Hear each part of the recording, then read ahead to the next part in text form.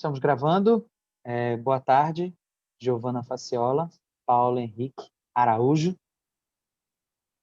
certo? Boa tarde. Boa Tá certo. tarde. Vamos começar a nossa aula hoje, a de hoje, sobre o texto de Giorgio Agamben, filósofo italiano contemporâneo, polêmico. Esse texto não é sobre pandemia, nós vamos discutir hoje. Esse texto tem a ver com a pandemia, claro que tem a ver, mas é um texto que está no livro Meios Sem Fins, foi publicado no Brasil pela editora Autêntica, se chama Para Além dos Direitos Humanos, ou Muito Além dos Direitos Humanos. E é um texto importante porque diretamente nos compete, nós que estudamos direito e estudamos direitos humanos, e nele dá para ver duas coisas interessantes. A primeira, que é o diálogo, é o modo como a Agamben lida com a Hannah Arendt, não de modo total, mas o modo como ele tenta desenvolver ideias que já foram tratadas pela Hannah Arendt, especialmente nas origens do totalitarismo, quando ele escreve sobre o declínio dos direitos humanos e do Estado-nação. E também nesse texto, o Agamben pode introduzir, para quem quiser começar a entender a sua concepção de biopolítica, né? Especialmente a ideia de vida nua, homo sacer, zoe, bios, incluído por exclusão, esses raciocínios agambenianos que são confusos muitas vezes, difíceis muitas vezes, e o texto tenta introduzir o tema. E para quem é do direito, eu acho esse texto importante porque ele também consegue amarrar uma tradição que nos é comum, que é o estudo da história dos direitos humanos, especialmente dos direitos humanos modernos, os modernos direitos humanos. E com isso ele pode apresentar seu pensamento, seu raciocínio, pode também fazer a crítica aos direitos humanos. A Giovana Faciola, aqui, é uma das minhas duas orientandas de mestrado no programa de pós-graduação em Direito da Universidade Federal do Pará. E o Paulo é meu bolsista, monitor da graduação da Faculdade de Direito, certo? Foi meu aluno de História do Direito aqui. A Giovana também foi minha aluna de História do Direito, mas em outra instituição, no CESU. E hoje nós estamos aqui nessa aula de História do Pensamento Jurídico, História do Direito do Pensamento Jurídico, HDPJ, para fazer um outro tipo de história. A proposta é que a gente possa pensar os direitos humanos também, né? E isso tem a ver com as nossas aulas sobre historicismo, hermenêutica filosófica, crítica ao historicismo pelo Benjamin, mas também tem a ver, justamente por isso, não é só também, tem a ver com a história dos direitos humanos na América Latina, a aula que a gente teve com Maria Carolina Braz, a Lívia Moura, pensar a sacralidade da pessoa humana no texto Hans Joas, não é Hans Jonas, Hans Joas, a aula que a gente teve com Braulio Rodrigues, e pensar também a compreensão de direitos humanos como a Escola Salmantina, na figura de Francisco de Vitória,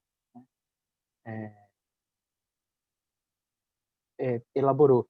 E essa é a aula que a gente teve com o Iago Mendes, né, doutorando em filosofia, o Braulio doutorando em direitos humanos, Lívia doutorando em direitos humanos, Maria Carolina defendeu agora o mestrado.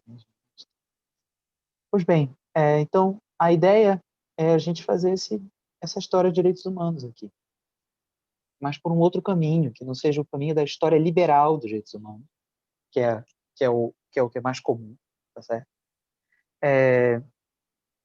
Pensar numa crítica a essa história liberal dos direitos humanos. Essa crítica não é uma crítica exatamente não é uma crítica marxista ao liberalismo, não é como o Domenico Losurdo faz na Contra-História do Liberalismo.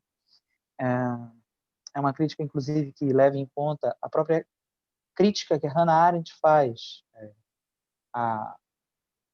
aos direitos humanos, e estou citando isso, Losurdo, Hannah Arendt, fazendo referência assim, aos debates entre Jones Manuel e a professora, entre o professor Jones Manuel e a professora Yara Frateste, mas a ideia é tentar também mostrar de que modo aqui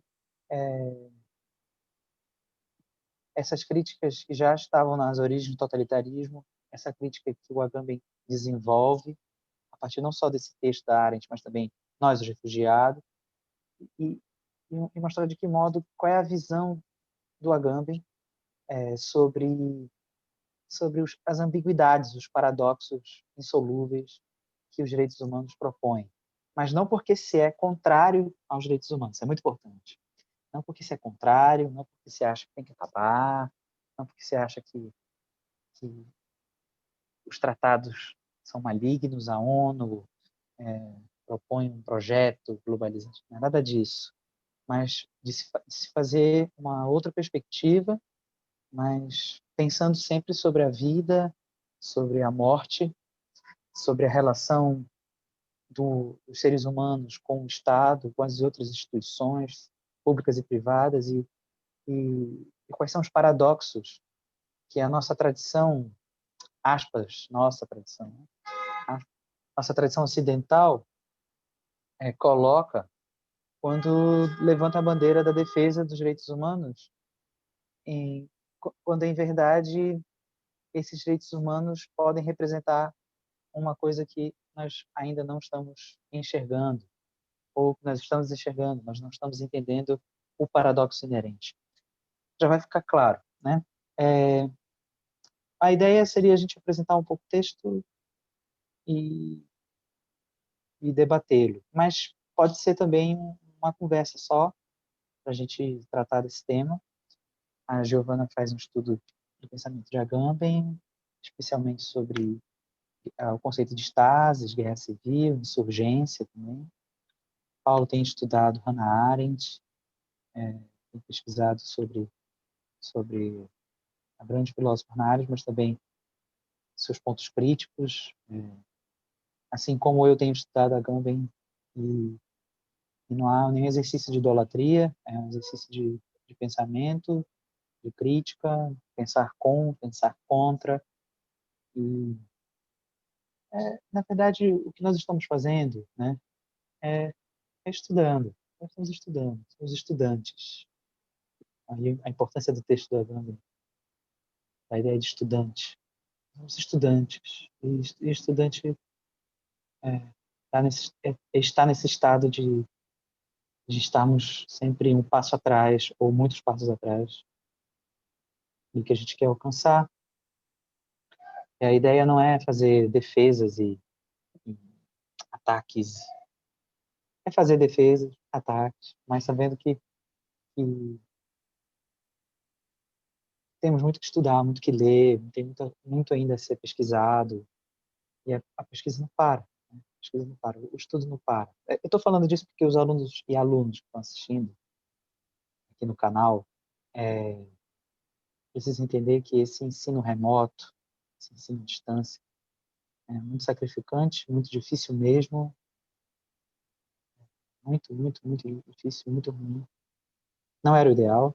É, nada substitui as aulas, nada substitui as aulas presenciais, mas nós vamos entrar em recesso já já, aqui nesse fim de 2020, histórico 2020, triste 2020, no meio da pandemia. Eu aqui com medo, não sabendo se estou com sintomas, se não estou, se estou com Covid, se não estou, o que vai acontecer comigo, o que não vai. Mas sabendo que nós estamos no meio de uma crise muito profunda no Brasil, no mundo todo, no Brasil uma crise muito profunda, um luto muito grande, um medo muito grande, e tentando fazer pesquisa, tentando estudar, tentando avançar e tentando se introduzir nos debates, nas discussões, né? Ok, vamos começar. Esse texto do Agamben, como eu falei, está publicado na coletânea de artigos Meios Sem Fins, que no Brasil está para a Editora Autêntica. E esse é um texto que o Agamben já começa fazendo referência, alusão a um texto da Hannah Arendt, chamado Nós Refugiados, quando ela se encontrava como uma refugiada, né? A Hannah está fugindo do nazismo, filósofa judia, todo mundo sabe, e nesse processo, no seu estado de refúgio, lhe aparece. E isso é um problema filosófico, sem dúvida, político, humanitário, jurídico. O Agamben vai desenvolver a ideia de direitos humanos a partir da crítica que a Hannah Arendt fez nas origens do totalitarismo. Esse é outro texto muito famoso dela. Mas, como está no primeiro volume do Projeto Homo Sacer, Agamben faz isso a partir de outras influências teóricas, especialmente Michel Foucault, pensar uma biopolítica e uma genealogia, mas também de Carl Schmitt, o seu realismo político, aí depende, né? Como se caracteriza o Schmitt, mas eu penso como um realista político, para além de decisionista, etc, etc. Do ponto de vista jurídico. Giovana, eu sei que tu preparaste um texto, uma leitura, mas a gente pode dialogar sobre o artigo de modo livre. E eu vejo que esse artigo do Agamben, esse texto do Agamben, um ensaio, né? Ele, ele me capturou, para usar um termo assim, agambeniano, me incluiu, né, para exclusão da cadeira, é, na ideia mesma de que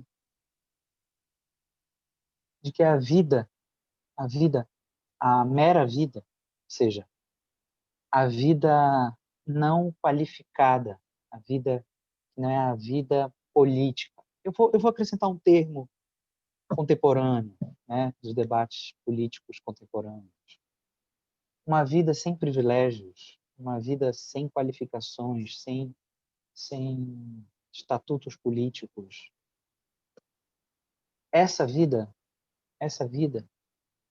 sem privilégio algum, sem forma qualificada alguma, o sujeito que ainda não é de direito, né, o sujeito que ainda não é das relações jurídicas, o sujeito que é o seu corpo, né, inscrito nas estatísticas, inscrito nos cálculos políticos, demográficos, de segurança pública, de saúde pública, de modo contemporâneo também, inscritos nas listas dos algoritmos das empresas, das redes sociais, como um consumidor. Esse sujeito, no seu estado mais primordial, de mera vida, ao ser tocado pelo direito, né? Lembrando de uma imagem kelseniana, o direito como rei Midas, que tudo que ele toca se transforma em ouro, essa mera vida, ao ser tocada pelo direito, diferente do que se pode pensar, não é uma vida que se transforma, então, imediatamente numa vida qualificada ao ponto dela estar protegida do poder de morte do soberano e de outras instituições.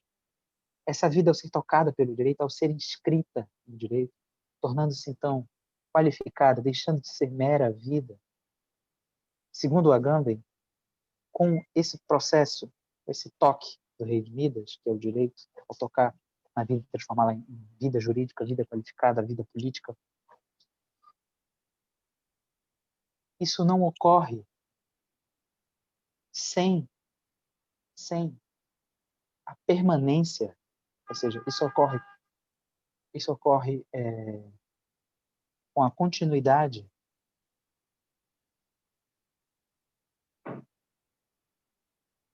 de um paradoxo em que essa vida inscrita no direito, ela ainda assim é mera vida.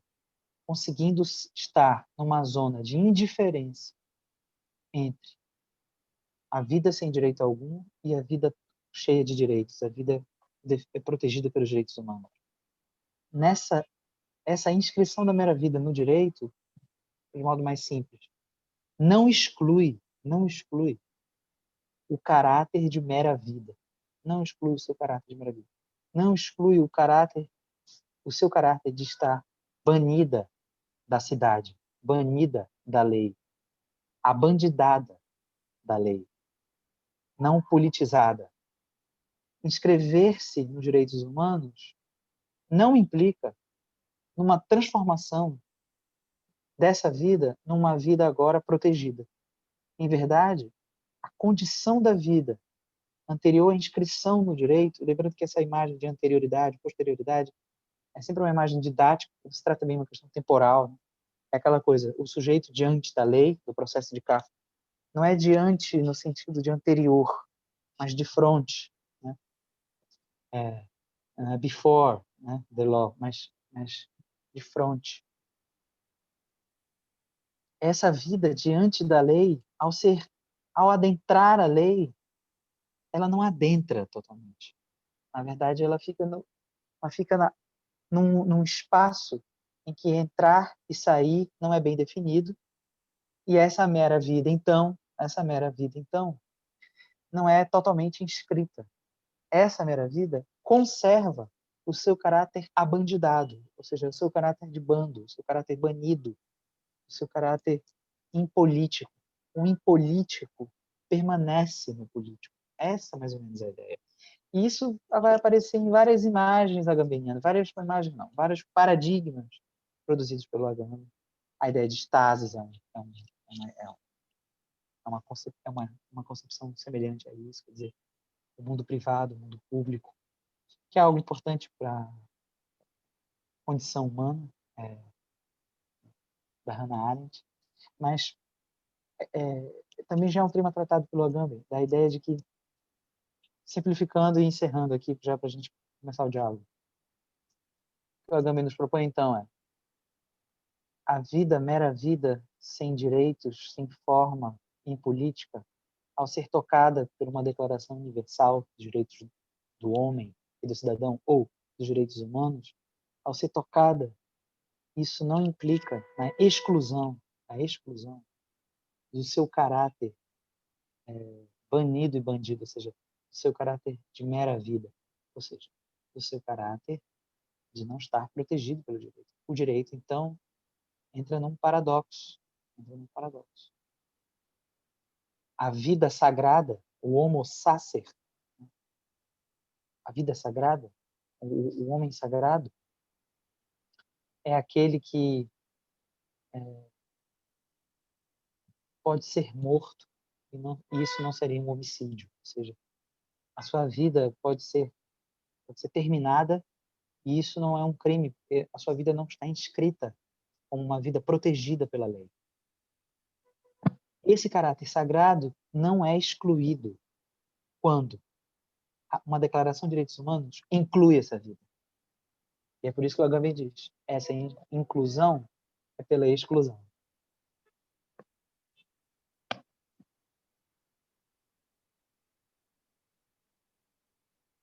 Eu Querem falar posso. alguma coisa? Eu quero começar. Acho que um ponto muito importante da discussão que a gente vai tratar agora, como a gente vai estar dialogando em dois autores, é uma primeira coisa que eu quero esclarecer são os termos. A gente vai usar tanto apátrida quanto refugiado nessa discussão. Então, para quem ainda não tem contato com isso, sempre vai ficar tentando estabelecer uma diferenciação entre esses dois termos. Quando a gente estuda Direito Internacional Público, que vai ser uma coisa que os alunos da graduação vão ver posteriormente, a gente entende que o apátrida é uma pessoa que não é titular de direito intrínseco algum e que se encontra fora de um Estado, sendo, portanto, um não nacional. E o refugiado, e aqui eu estou usando definições da própria ONU, refugiado seria o indivíduo que foge do seu país por alguma espécie de conflito. Esse conflito pode ser político, social, religioso, mas ele foge em decorrência de algum conflito.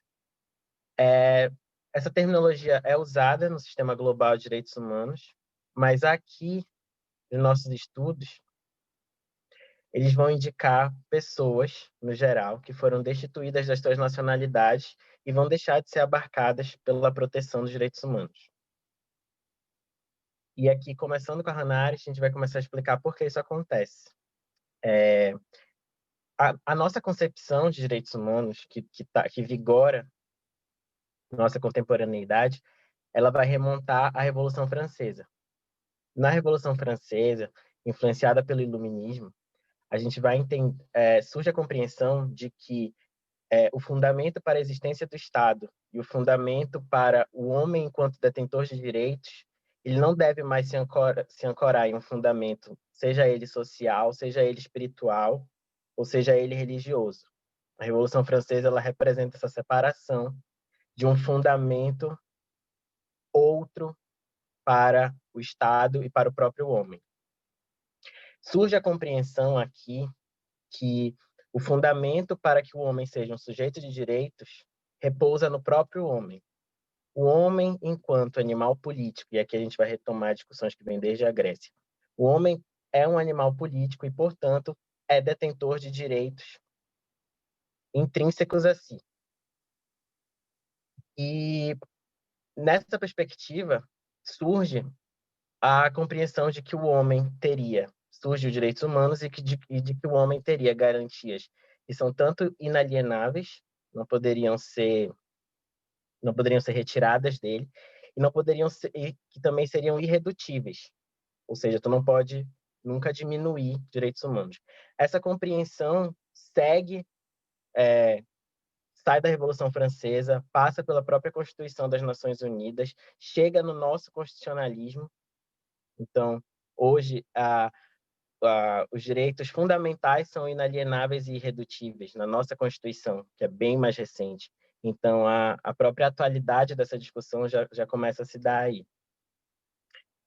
Só que o problema que a Hannah Arendt vai diagnosticar é que, ok, os direitos são intrínsecos, mas como eu vou operacionalizar esses direitos? E aí a resposta que a Revolução Francesa dá é que esses direitos devem ser garantidos por meio de uma Constituição.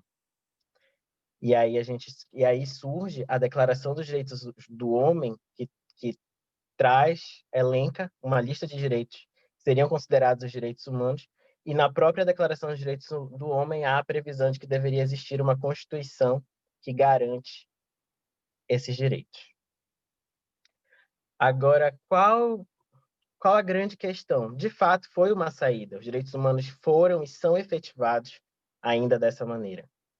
Mas qual o grande problema disso? Porque vai surgir aí um paradoxo. Se os direitos humanos são, de fato, inalienáveis, se no momento do nascimento eu já sou detentor de direitos humanos, por que eu preciso de um instrumento jurídico para garantir algo que, em tese, eu já tenho desde o meu nascimento? Então, e aí a resposta que se dá é justamente porque precisa, para a garantia desses direitos humanos, essa é a resposta que o direito moderno vai dar, eu preciso da constituição de um Estado. Então, vai existir um Estado que possui um território definido, e aqui a gente está falando de conceitos que passam a teoria da Constituição, que tem um território definido, que exerce o seu poder por meio de uma soberania.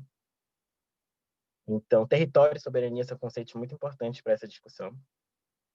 E no momento que o Estado tem território definido, tem soberania, ele vai ter uma Constituição, e a partir desta Constituição, ele vai poder garantir os direitos humanos que são intrínsecos ao homem.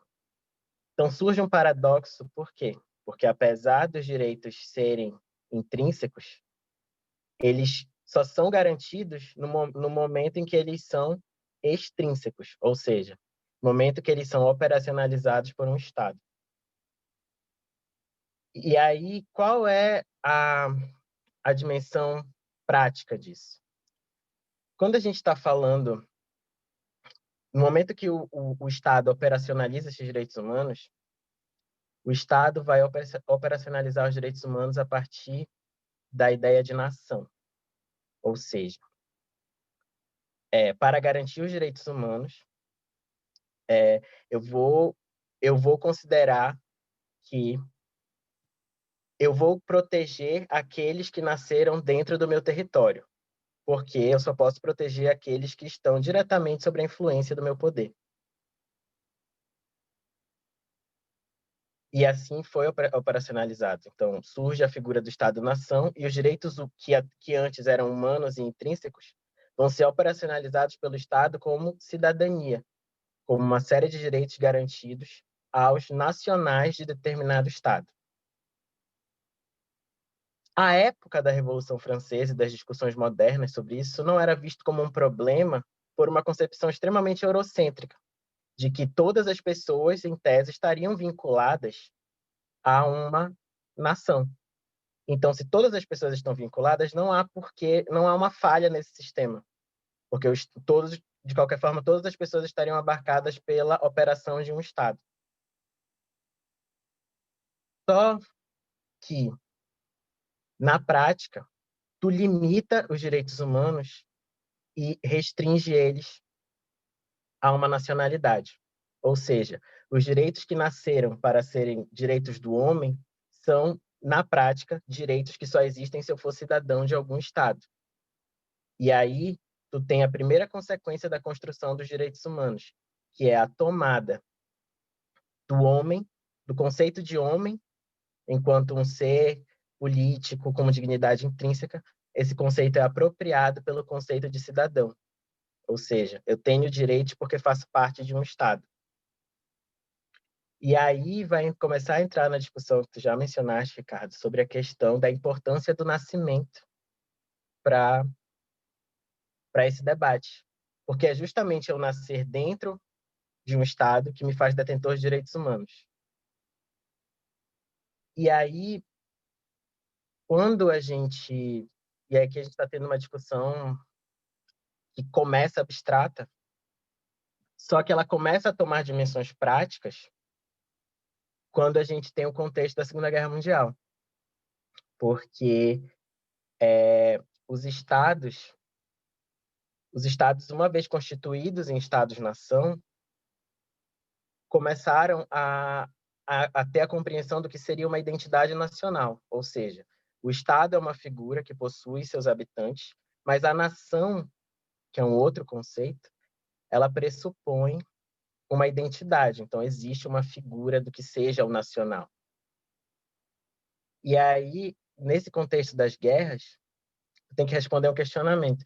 Então, eu tenho dentro do Estado pessoas que são nacionais, que correspondem a essa identidade, e eu tenho pessoas que não correspondem. Então, o que eu faço com essas pessoas, já que elas não são nacionais? Qual é a solução que eu posso dar? E a solução foi justamente a transformação dessas pessoas, desses não nacionais, em apátridas. O que eu faço? Eu destituo essas pessoas do seu direito de nacionalidade. E no momento que eu destituo elas dos direitos de nacionalidade, elas deixam de ser detentoras de direitos humanos, porque os direitos humanos até aquele momento só eram operacionalizados se eu pertencesse a uma nação. Então, algo que começou como uma simples forma de operacionalizar uma garantia foi utilizada no contexto da Segunda Guerra pelos estados para destituir pessoas de direitos. E aqui é importante a gente fazer uma menção que a figura da desnacionalização ela não existe, não começa com a Alemanha nazista. Então, essa é uma das grandes teses de origem do totalitarismo, inclusive. Quando a gente está discutindo o que gerou o fenômeno totalitário, a gente está falando sobre uma série de fatores que começam desde o imperialismo, com estados que se pressupunham, que até aquele momento eram democráticos. A desnacionalização não é diferente. Ela começa com estados com grande parte de uma Europa que até então era democrática.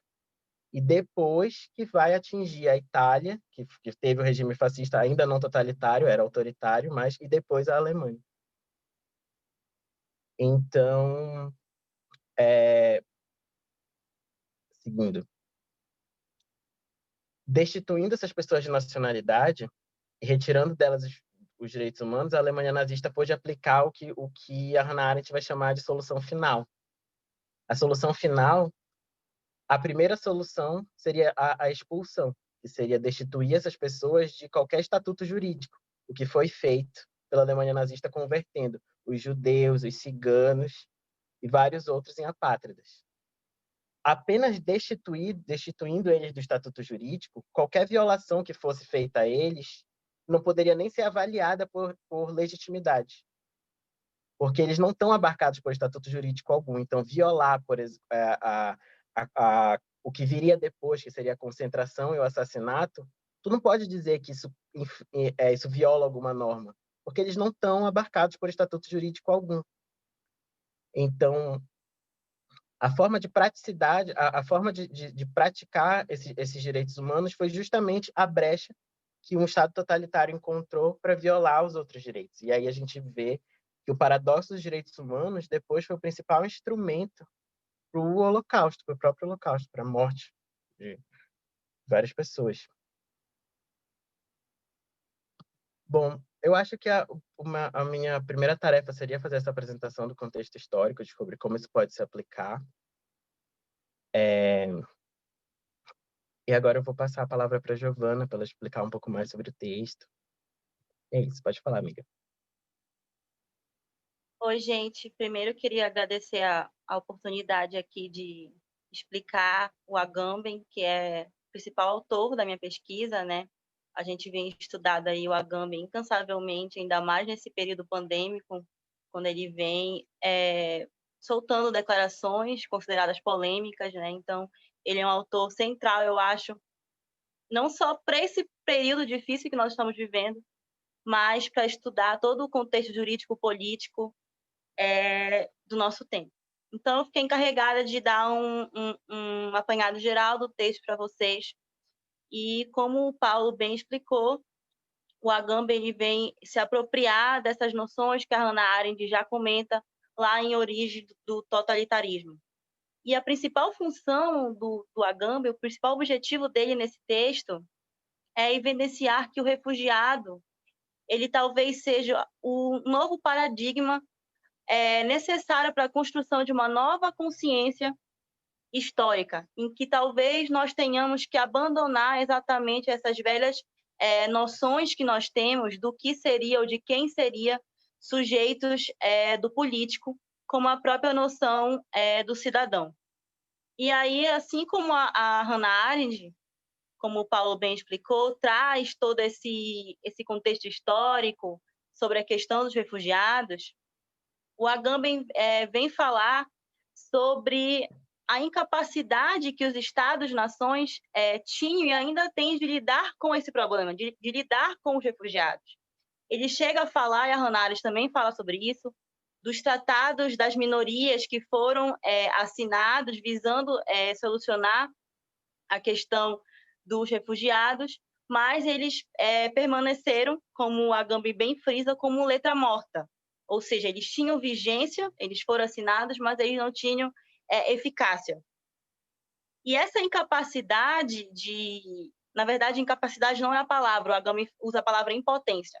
Essa impotência de resolver o problema advém justamente da ambiguidade das noções fundamentais que regulam a inscrição da nossa mera vida, da vida nua, no ordenamento jurídico-político do Estado-nação. Então, o Agamben ele vem evidenciar no texto o paradoxo, já tratado pelo Paulo, dizendo que os refugiados, essa figura que deveria, por excelência, encarnar os direitos humanos, os direitos do homem, tidos como inalienáveis, os refugiados seria a figura que, na verdade, aponta a crise radical desse conceito, da Declaração dos Direitos do Homem. justamente porque a Declaração dos Direitos do Homem, como a Hannah Arendt diz, não se trata de direitos que fazem parte do ser humano, do homem enquanto ser humano, enquanto ser humano enquanto tal, mas sim de um homem, da ideia de cidadão, de um homem pertencente a um Estado-nação soberano com seu território ali perfeitamente delimitado. Então, a Agamben diz que essa ambiguidade ela está presente, inclusive, no próprio nome da declaração, que seria a Declaração dos Direitos do Homem e do Cidadão. E isso não deixa claro para a gente se trata, homem e cidadão, se tratam de ideias distintas, ou se homem estaria ali integrado ou faria parte da ideia de cidadão. Então, o próprio nome da Declaração dos Direitos Humanos traria essa ambiguidade, não deixar claro para a gente se seriam realidades distintas ou não. Então, a partir disso, o Agamben vem dizer que a função no Estado moderno da Declaração é exatamente inscrever a vida desqualificada, a vida nua, aquela vida que no antigo regime pertencia a Deus e que na Grécia Antiga, por exemplo, se distinguia da vida política, da vida qualificada. Então, a declaração seria a figura originária de inscrição da nossa mera vida como fundamento da soberania desse Estado-nação. E aí ele fala que há uma ficção nisso. E qual seria essa ficção? Que o nascimento se torna imediatamente nação, ou seja, que quando o homem nasce, ele já nasce detentor desses direitos. E é justamente por essa razão que ele vem dizer que o refugiado deve ser considerado como um novo paradigma para que nós possamos pensar numa nova comunidade política, numa comunidade política que vem, que está por vir. Justamente porque o refugiado seria a figura que rompe com essa ficção, na atividade e nacionalidade. Então, o refugiado seria exatamente a nova figura política dessa comunidade que está por vir. Então, ele fala que o refugiado não seria nada além de um conceito limite, que põe em crise radical os princípios da trindade que ele fala, Estado, nação e território. E aí, qual seria a solução para isso? Ele diz, inclusive, que seria algo difícil de lidar, mas ele vem ali apresentando, no finalzinho desse ensaio, a questão de Jerusalém, que é uma solução, que querem transformar Jerusalém na capital de duas figuras estatais distintas, transformando Jerusalém ali numa capital de duas comunidades políticas que funcionariam ali sem demarcação territorial, em êxodo em relação à outra, em refúgio em relação à outra. Então, o que o Agamben quer nos mostrar é que, ele dá até o exemplo da Europa, que a Europa deve ser vista como um espaço aterritorial, em que nós, os cidadãos, os cidadãos e os não cidadãos, consigam se enxergar como refugiados, e que só assim nós estaríamos, seria a nossa salvação, a salvação política do homem. Então, nesse texto, o Agamben, ele vem, digamos assim, complementar ou dizer que as preocupações da Hannah Arendt em Origem do Totalitarismo, no capítulo 5, o declínio do Estado-nação e o fim dos direitos do homem, na verdade, não se trata de uma preocupação de 50 anos atrás, de anos atrás, mas sim de uma preocupação atual. Então, eu acho que esse texto, como o professor Ricardo bem disse, é um texto muito importante, inclusive, para a nossa área do direito, para nós pensarmos essa questão de Estado, soberania e território.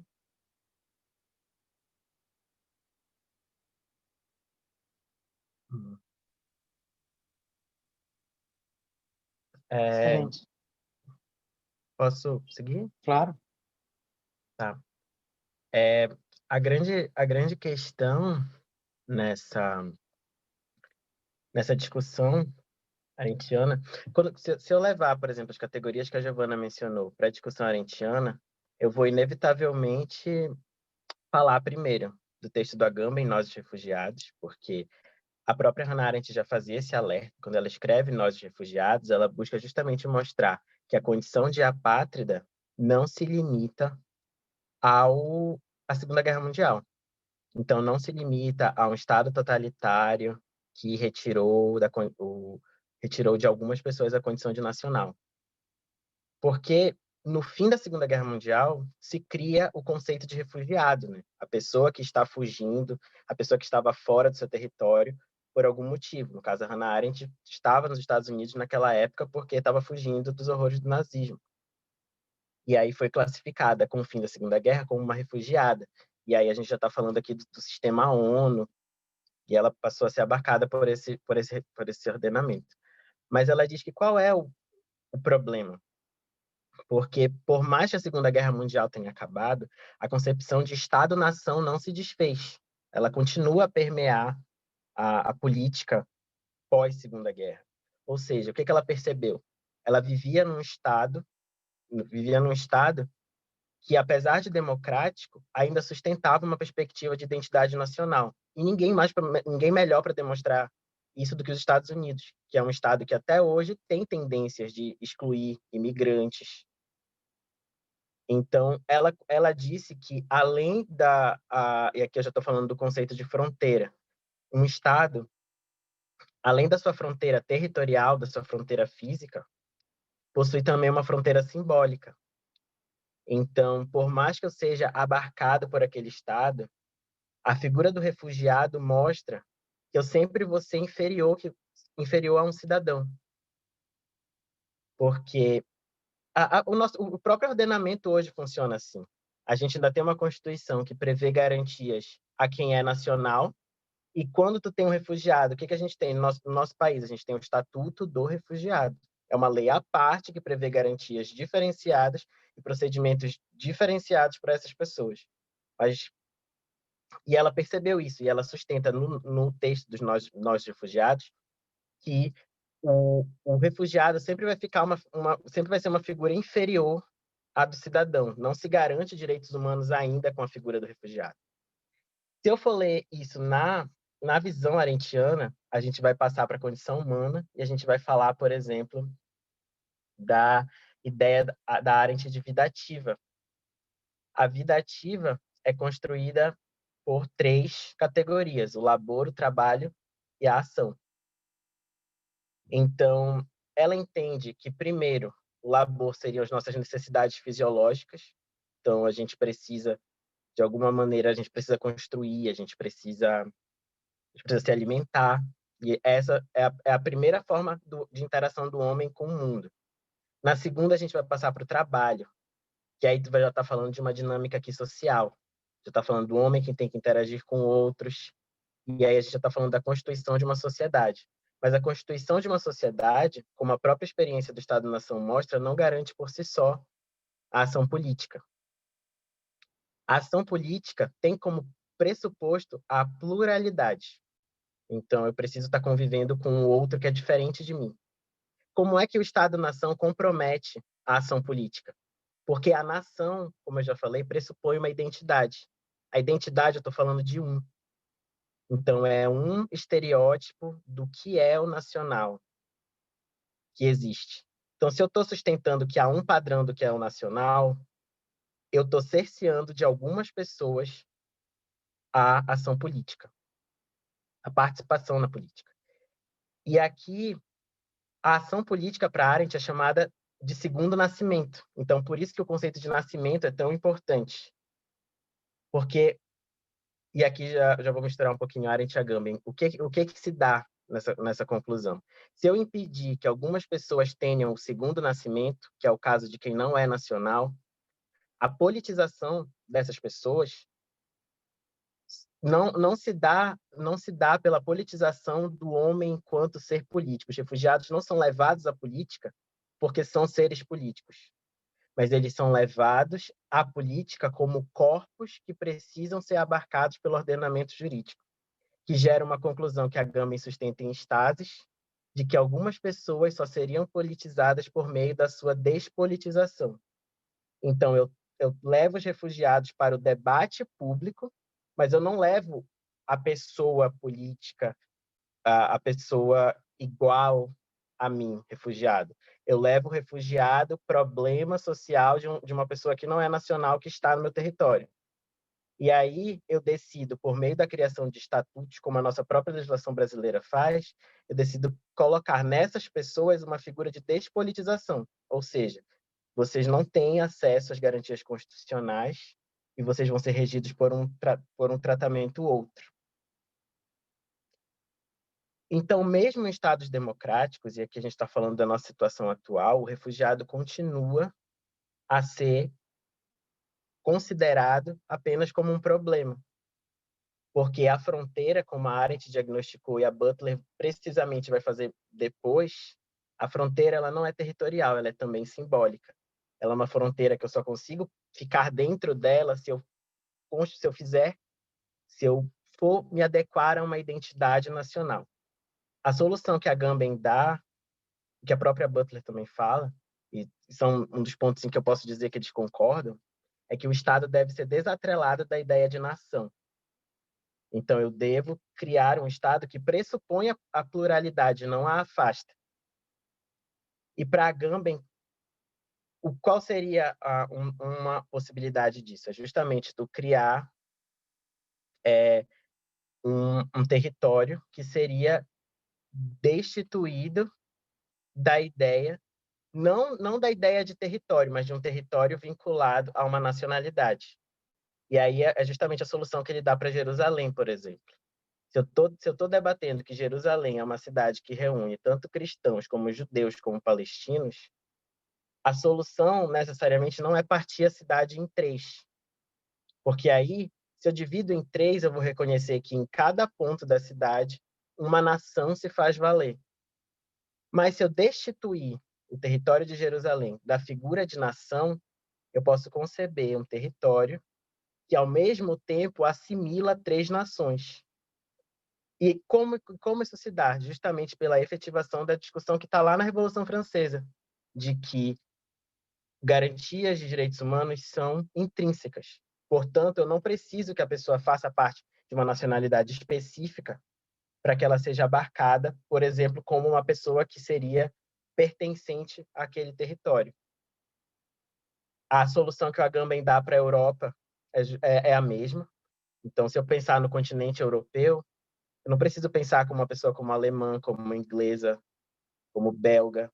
Eu teria que pensar numa Europa que desconsidera o nacional. E aí o refugiado é a figura importante porque, em vez da gente ter a dicotomia nacional e refugiado, uma das propostas que a Agamben dá é vamos trazer todo mundo para a figura de refugiado. Se eu estou em refúgio em relação ao outro, a única face de proteção de direitos que eu iria encarar seria os direitos humanos como inalienáveis, não os direitos humanos como pertencentes a uma nacionalidade.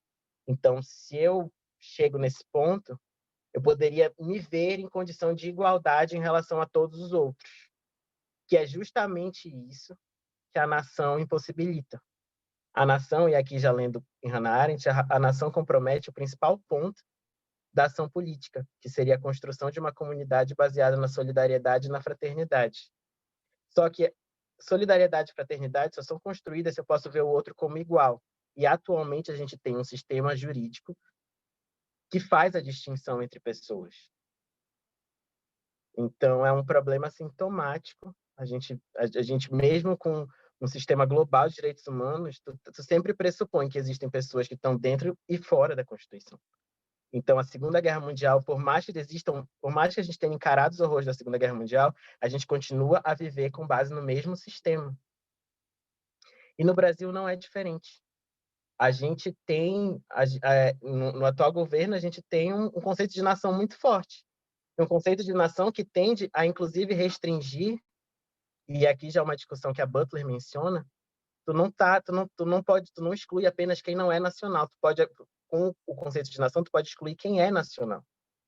Porque no momento que a gente tem, só pegar o Brasil, a gente tem a Constituição de de uma identidade brasileira pelo governo. A figura do patriota nada mais é do que uma restrição do que é o brasileiro de fato. Então, eu diminuo a categoria de modo que os próprios nacionais podem ser excluídos. Então, hoje, eu posso operacionalizar esse conceito não só para quem está fora, mas para quem está dentro também. Que a identidade de quem é nacional pode ser ainda mais limitada. Então, só destituindo a categoria de nação e desatrelando ela da figura de Estado é que a gente pode pensar nessa comunidade que vem, que o Agamben tanto fala. É isso.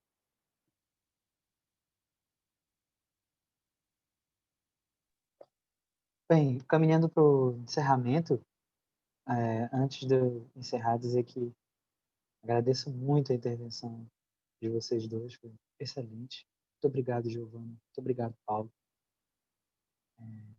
Foi muito legal, muito bacana. Desenvolvemos aqui todos os conceitos, eu fiquei muito feliz.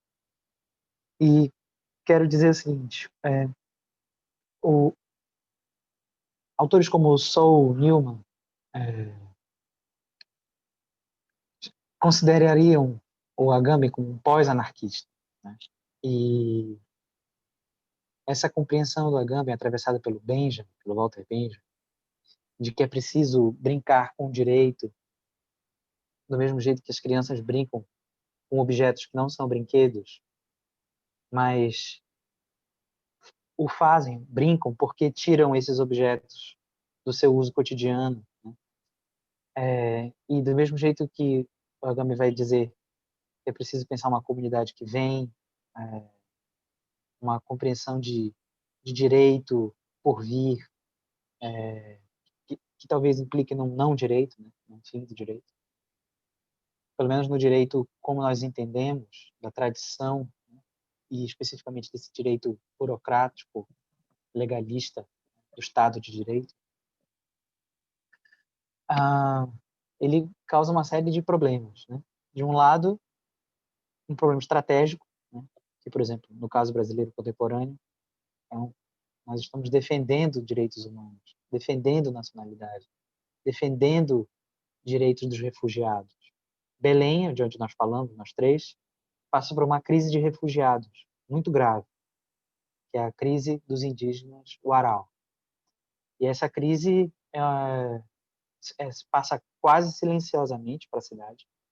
Você não escuta as pessoas falando disso, você só os vê nas esquinas, mas não sabe que nem a Unicef, nem a ONU, nem a prefeitura, nem o governo do estado, nem o governo federal, brasileiros, belenense, paraense brasileiro, conseguem dar conta de um problema que lida com um tipo de refugiado, de refugiada, que não é como o, o sírio, que fala inglês, que fala outra língua e que eventualmente pode ser católico, ainda que não romano, né? E que chega a Belém e possui uma comunidade que pode lhe ajudar, uma comunidade de libaneses e sírios que moram em Belém, que vem de imigrações antigas.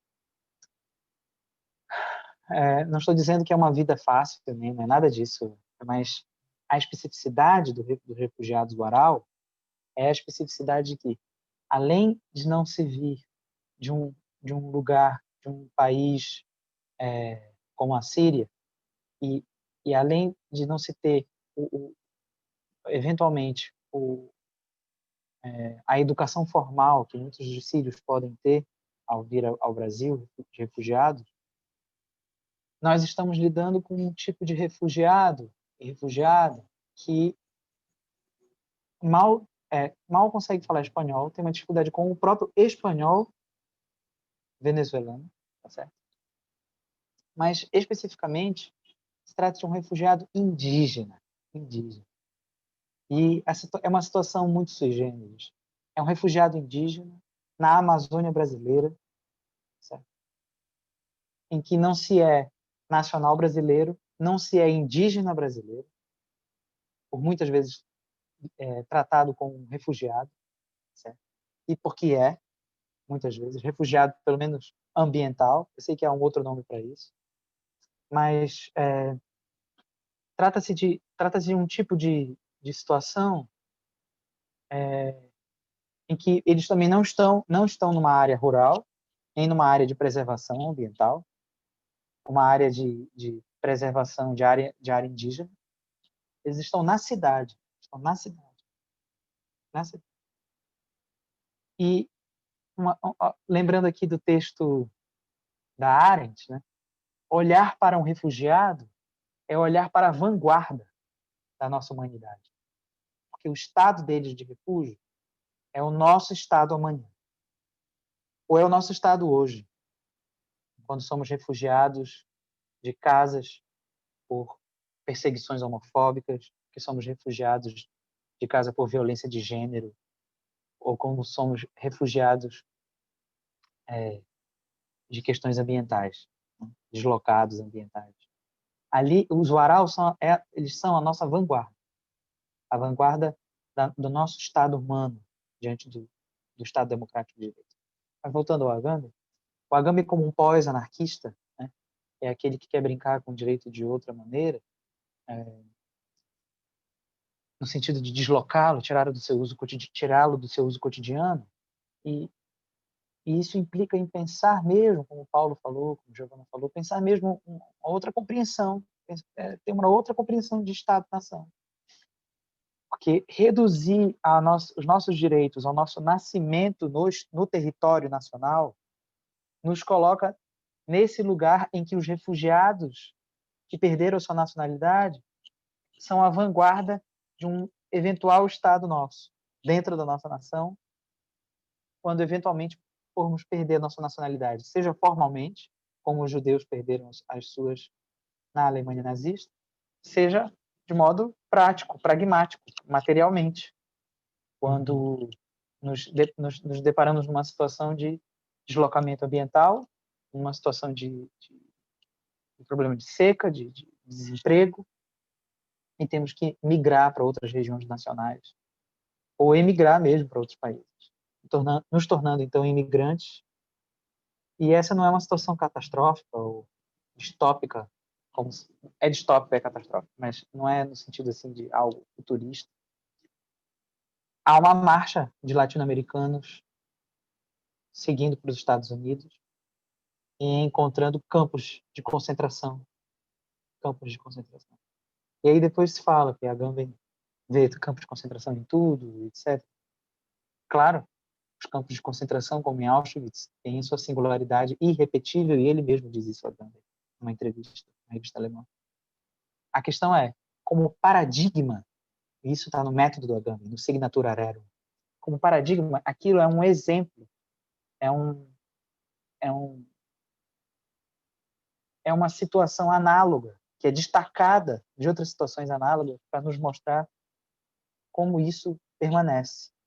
E é por isso que é paradigma.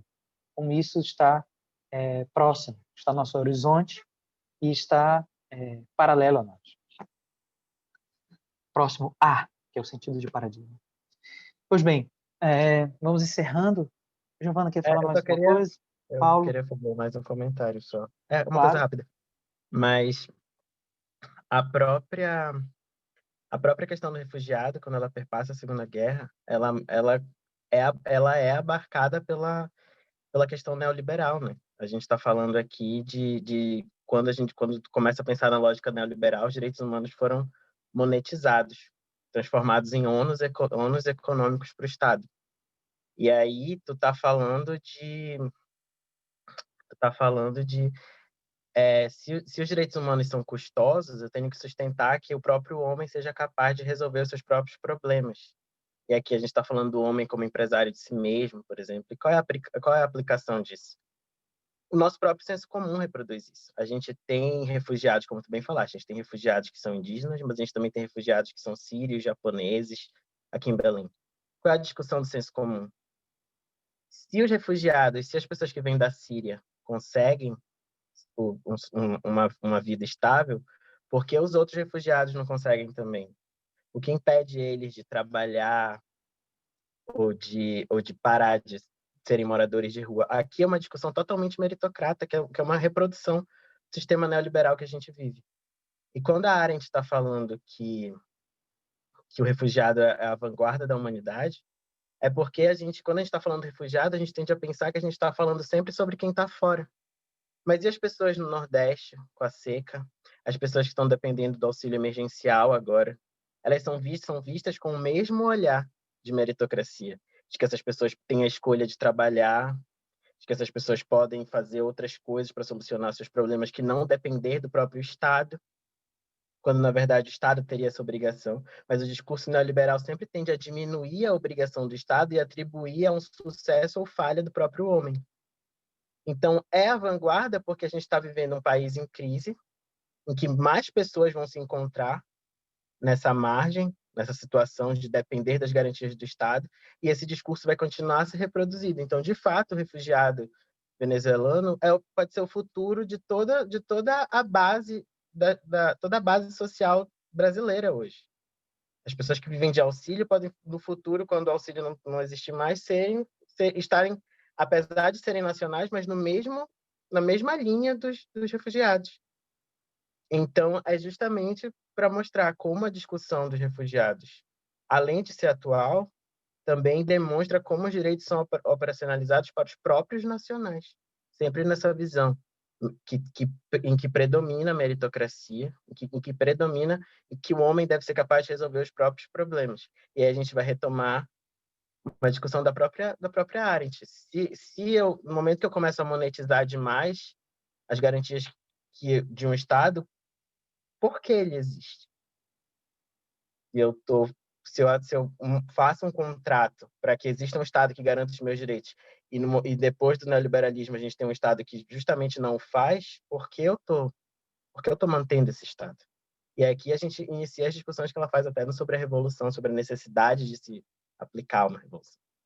Mas, para além de Arendt, eu acho uma discussão que tem um nexo muito forte com o sistema neoliberal que a gente vive hoje. É isso. E, Paulo, dentro dessa perspectiva neoliberal, ainda tem um outro ponto, que os refugiados, muitas vezes, eles são tidos como barreiras ao progresso, digamos assim. Que nós olhamos eles e tem muita gente que fala, eles estão aqui para roubar empregos que poderiam ser dados aos nacionais. Eles estão aqui para ocupar leitos que poderiam estar sendo ocupados por brasileiros. Então, tem toda essa questão ainda e que evidencia, ao meu ver, o quanto é importante a gente colocar em prática. Tu falou, eu acho que a Hannah Arendt fala sobre a criação de um Estado solidário e fraternal. Então, eu acho que toda essa questão do refugiado, ele tem que ser mesmo visto como um novo paradigma para a gente se construir aí uma nova consciência histórica, uma nova comunidade política, uma política como bem coloca o Agamben.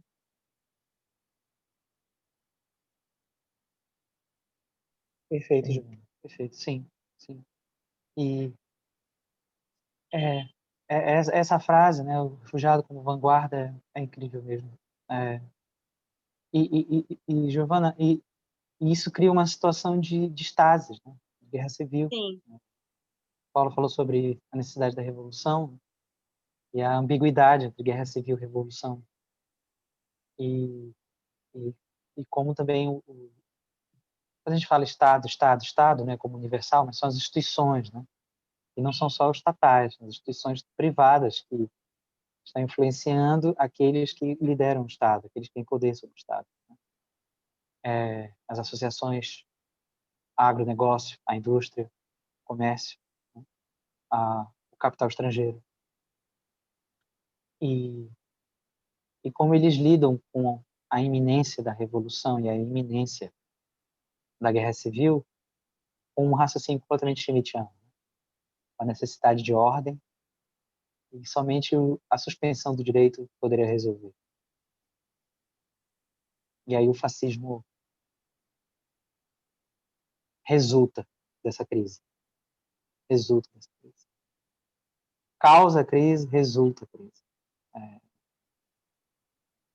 É algo que é um tema que não ficou na Segunda Guerra Mundial. não ficou na década de 30 na Europa. Mais algum comentário? Quer falar mais alguma coisa, Giovana? Paulo? Não, só agradecer a oportunidade de apresentar esse texto e de discutir essas questões tão importantes, não só para mim, acho que para nós três aqui, né? Então, é sempre uma bom poder aprender e discutir com vocês. Espero ter contribuído aí para as suas turmas. Sempre é Eu vou, importante aprender com vocês. Paulo, eu vou na mesma linha da Giovana, de agradecer a oportunidade. Acho que eu nunca expliquei Arendt com essa dimensão de ter que ensinar para outras pessoas também. Então, para mim foi uma coisa bem nova. Gostaria de agradecer bastante pela oportunidade e espero que eu possa ter contribuído com o debate proposto. É isso. contribuíram bastante. Agradeço muito, foi ótimo. Então tá bem. Tchau. Tchau. Tchau.